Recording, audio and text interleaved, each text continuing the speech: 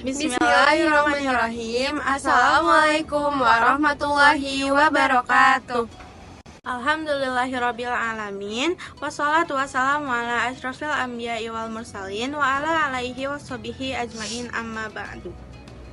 Anu dipika hormat Mudir MTS Persis Tarogong sarang asatid-asatidzah sarang oge dan rancangan kelas 7, 8 sarang 8 anu tos hadir di acara pesantren ieu.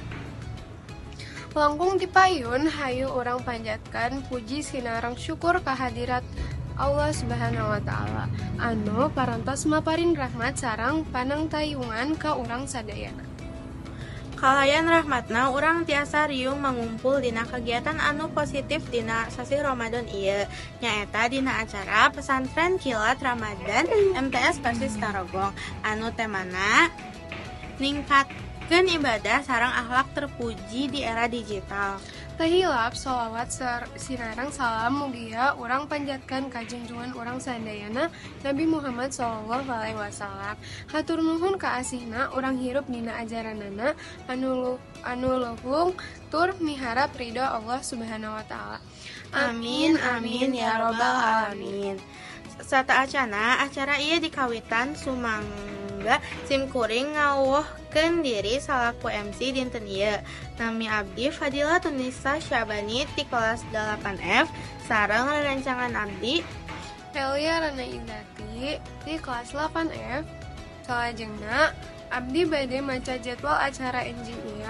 Jadwal pesantren kilat Ramadan Persis Tarogong dina poe kahiji nyaeta kahiji bubuka, kadua maca rotib babarengan, katilu pangiriman bahan. Pikeun nyindekeun waktu hayu urang mimitan acara pesantren kilat Ramadan tahun ieu ku maca lafaz basmalah. Bismillahirrahmanirrahim.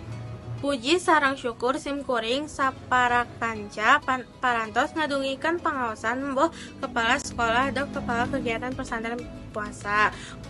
Mugia urang sadaya tiasa ngiring laksanakeun kegiatan pesantren umum Ramadan salami 3 dinten. Ieu kalayan raos hikmah sareng kanikmatan. Amin ya robbal alamin. Acara saterasna nyaeta maos rotib babarengan anu dipimpin ku rerencangan ti kelas 8J. Nanging serta acan bacaan robit di mimitian hayu urang pamit.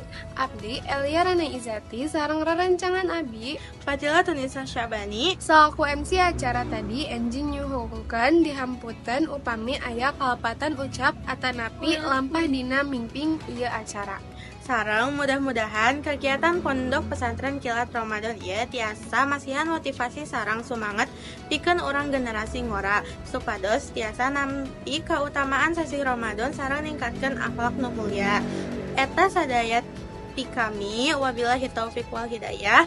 Wassalamualaikum warahmatullahi wabarakatuh.